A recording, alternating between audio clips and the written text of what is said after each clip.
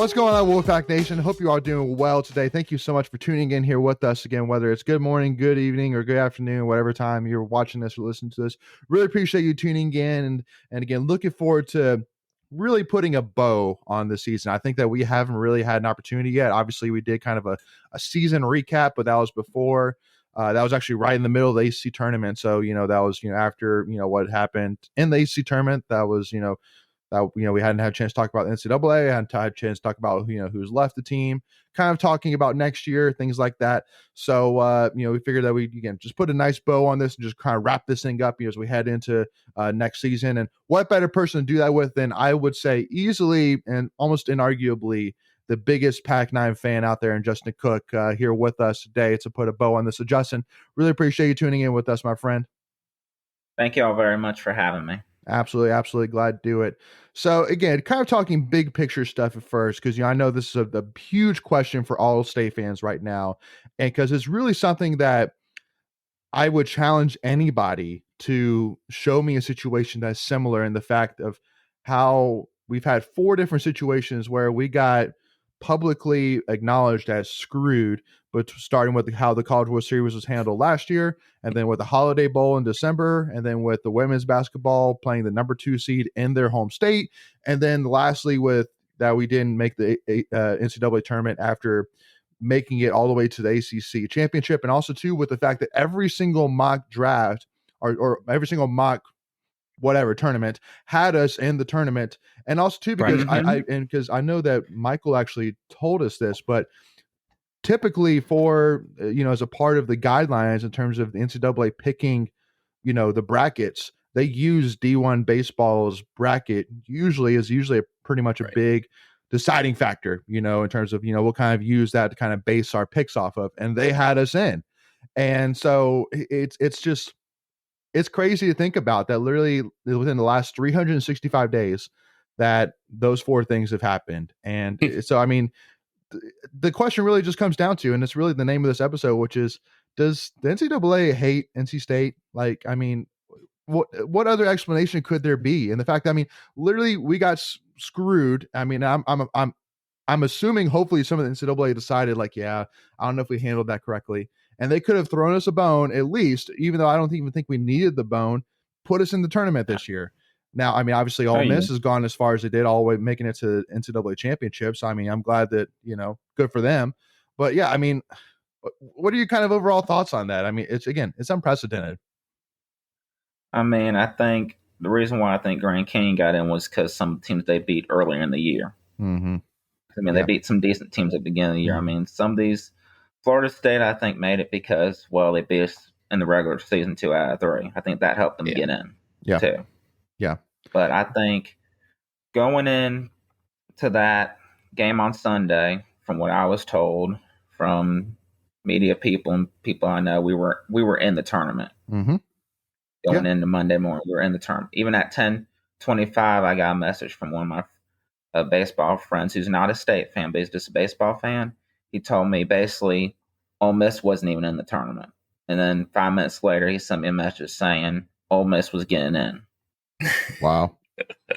Well, something happened. Well, and again, because literally after the Miami game, I remember there was fans that were commenting saying, "Are we still in the bubble?" And there was comments left and right, including mine, saying, "No, you're locked into the tournament." Yeah, no way. Even after the Miami game.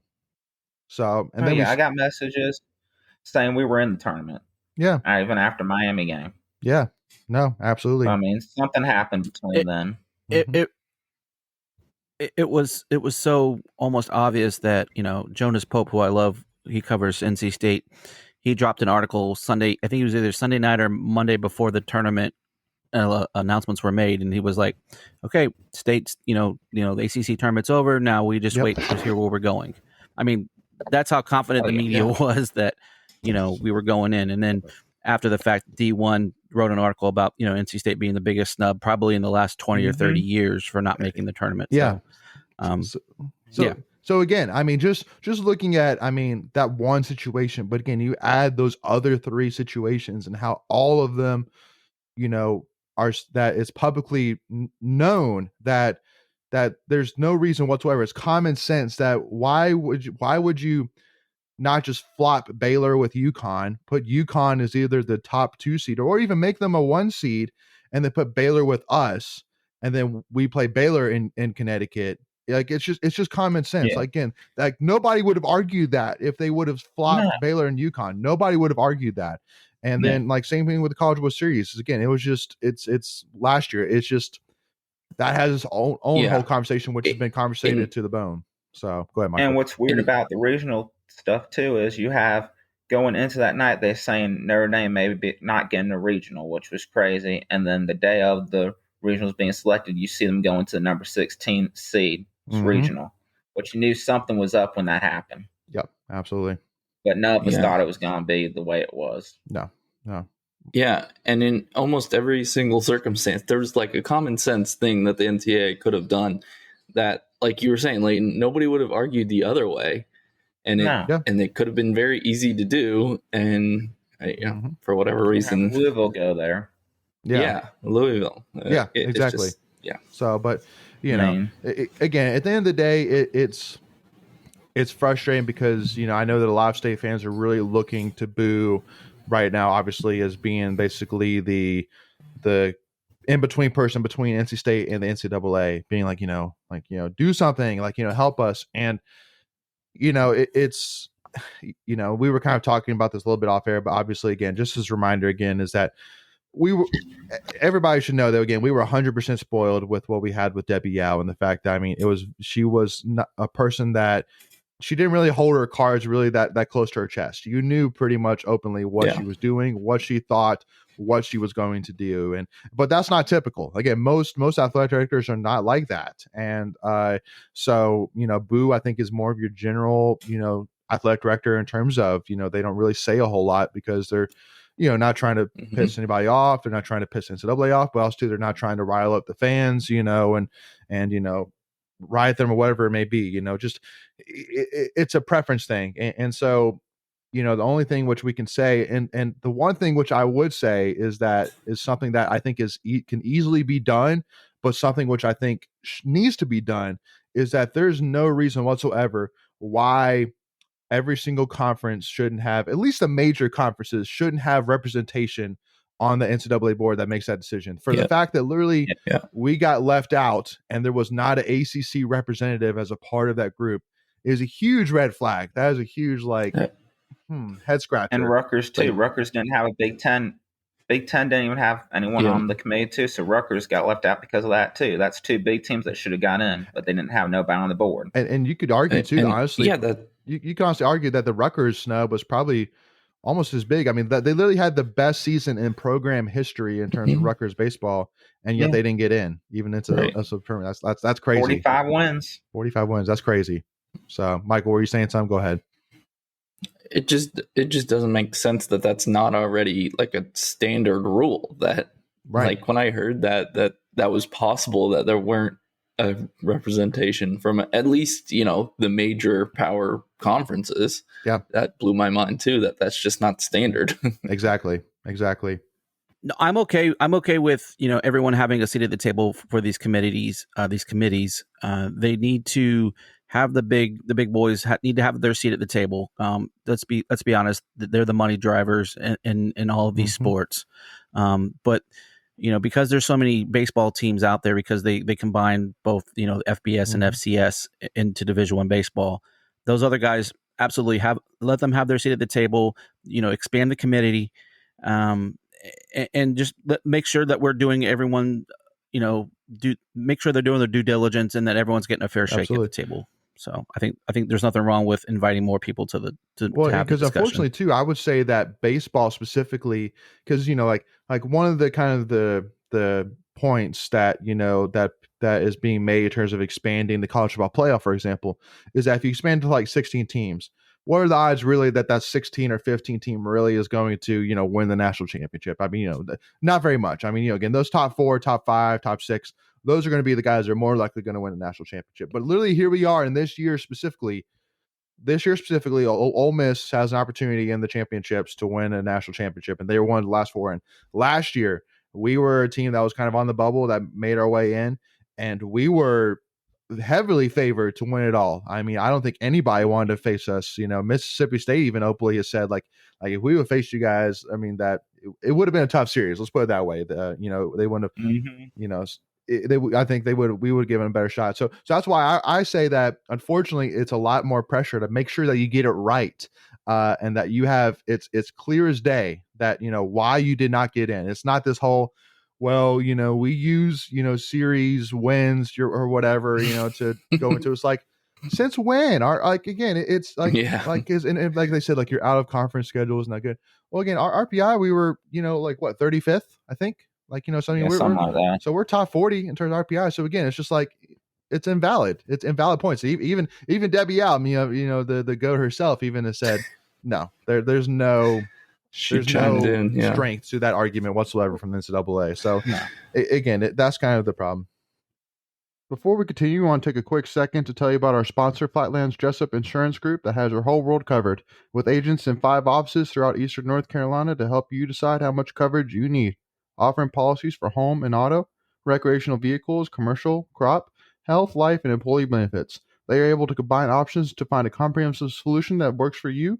Flatlands Jessup protects the things you love so you can spend less time worrying and more time enjoying them. Find them on Facebook and Instagram at Flatlands Jessup. You can also visit their webpage at www.flatlandsjessup.com. So please make sure to go and check them out. I think who cares about your out of conference strength of schedule when your overall schedule strength is 36th overall? Like, what does it matter? Because we know the ACC is going to eat each other when you get to conference play. So it's going to be a grind. So you want to, kind of pad your resume, if you will, a little bit with some easier wins. Sure. And the one thing in baseball is it's a very regional sport when it comes to those midweek games. They don't have the travel budget to go play a Southern Cal, out in California on a Tuesday and then be back for a Sunday or a Friday game against Duke. It just doesn't happen that way. So, I mean, you're kind of stuck with where you play at if you want to break it down in that regard. I mean, we swept East Carolina. That was huge. Yeah. It's a perfect Georgia Tech. Yeah.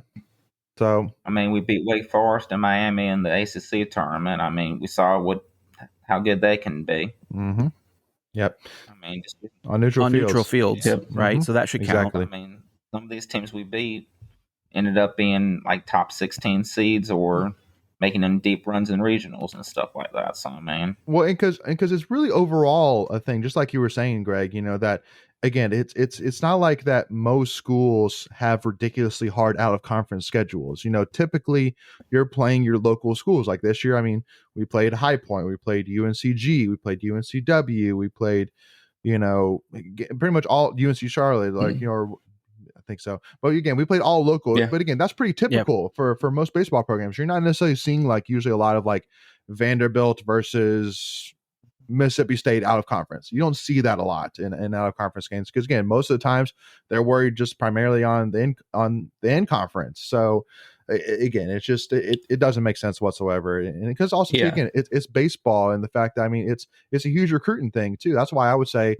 honestly, it's I'd rather just play local because I mean if I can go to UNCG or if I can go to UNC Charlotte or if I can go to UNCW and get some eyes of some recruits here in the North Carolina area, then I'll take that all day and twice on Tuesday, because at the end of the day, I'm confident enough in my in-conference schedule that that'll carry me whatever way it needs to. So, but, so kind of jumping over now, talking a little bit about last year. And so obviously, ended the season 36-21 overall, 14-14 in conference, 22-7 out of conference, 22-10 at home, 11-10 away, and 3-1 neutral sites. And so, Justin, one of the questions I wanted to ask, because we talked about this on a live stream after the championship game, but it's a glaring thing in the face that, I remember somebody commented saying that Avon's got the perfect job. And the fact that, I mean, he does enough to warrant that, I mean, that you're not going to fire him. But for any other coach, if you told any fan that has that loves their baseball program and has high has expectations for their baseball program, that you have a coach right now that has lost, I think it's like 6, 7, 8 ACC conference championship games, and you have not won a single championship game. That's a huge glare. Now, again, I'm saying you're not going to fire Avent, but what I am saying is that's a hard number to work around, because then you got to hang a banner eventually. Getting a College World Series is amazing, it is, but you got to hang a banner eventually. You know what I mean? So, what are your kind of thoughts on that, Justin? My thing is, in 2021, when we lost, you're playing a very hot Duke team at the time, which, I mean, that was a great pitching game and defensive game. Right. And then go to regionals. Duke pretty much laid an egg when they played in the regionals. But again, that was a tough regional they had to go to. Right. And then this year, you play Carolina, another team that was playing hot at the time. Right. Against a team that's battling for their lives. And then you got guys that are pitching their what's off for us that, in my opinion, probably shouldn't have pitched that Sunday game. Right. You probably should have saved them in case you make a regional.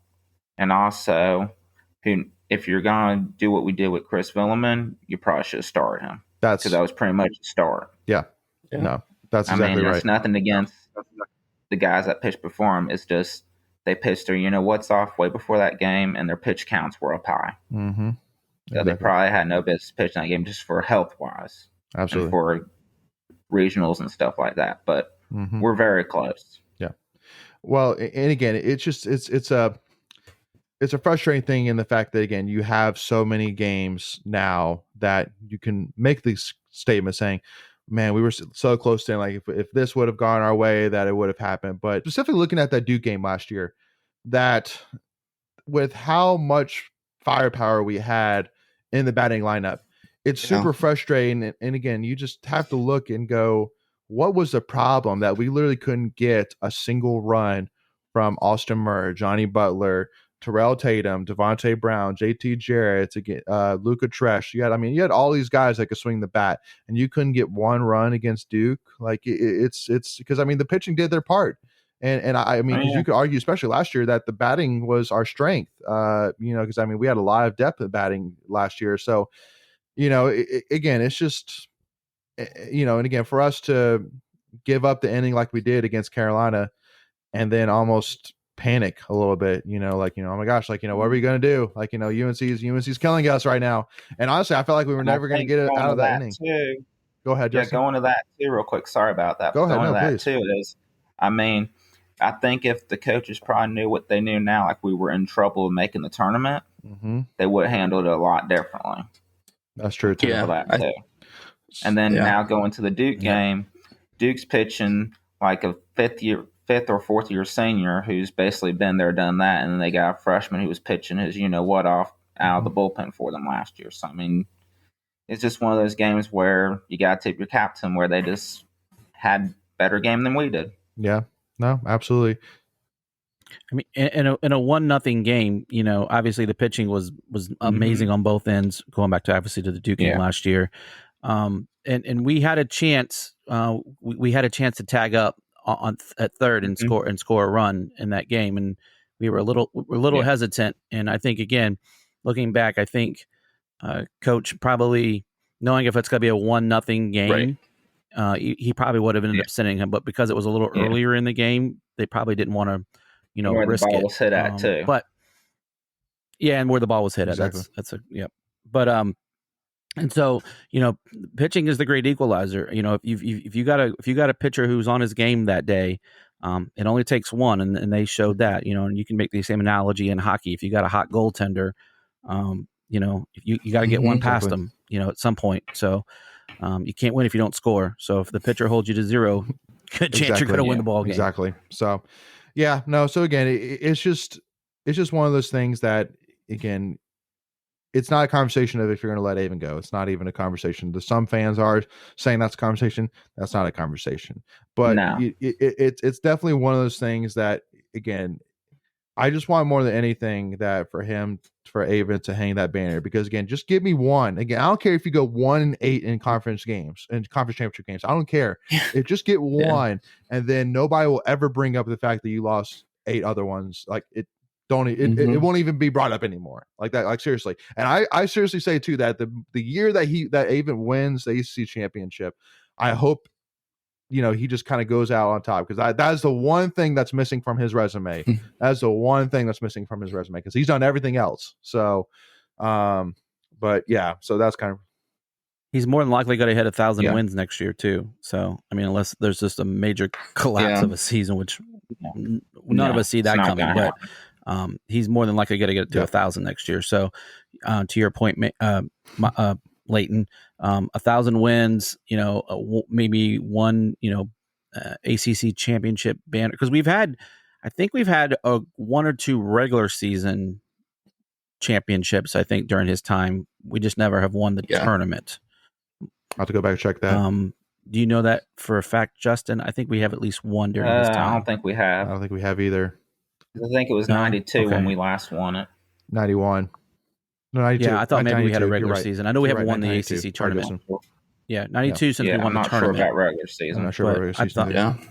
I thought we had a number one seed in there at one point. We were talking about us winning like an ACC baseball championship. Mm-hmm. I really do believe in 2020, if things didn't go the way they went, we probably could have won one, because that team was very good and talented and loaded. Yeah, I agree. Yeah, and we had a hot start too, if I remember correctly. All right, y'all. Well, again, with that being said, we will take a pause there for part one. So make sure to tune in for part two here as we start to talk about the players leaving, players that are coming in, kind of expectations for next year's team, what we're looking to kind of see some updates or changes for next year. And so make sure to, again, tune in with us for part two, and thank you all for tuning in for part one. Make sure again to hit that subscribe button so that way you are notified whenever we release new NC State content. Also to hit that notification bell so that way you're notified on all your devices when we go live or release new content. And then also to give this video a like if you don't mind as well, so that way NC State fans will see more of this content. And also to give us a follow, Tuffy Talk Now on Twitter or Instagram if you haven't already. But thank you all so much for tuning in. We'll see y'all for part two. As always, go Pack, y'all.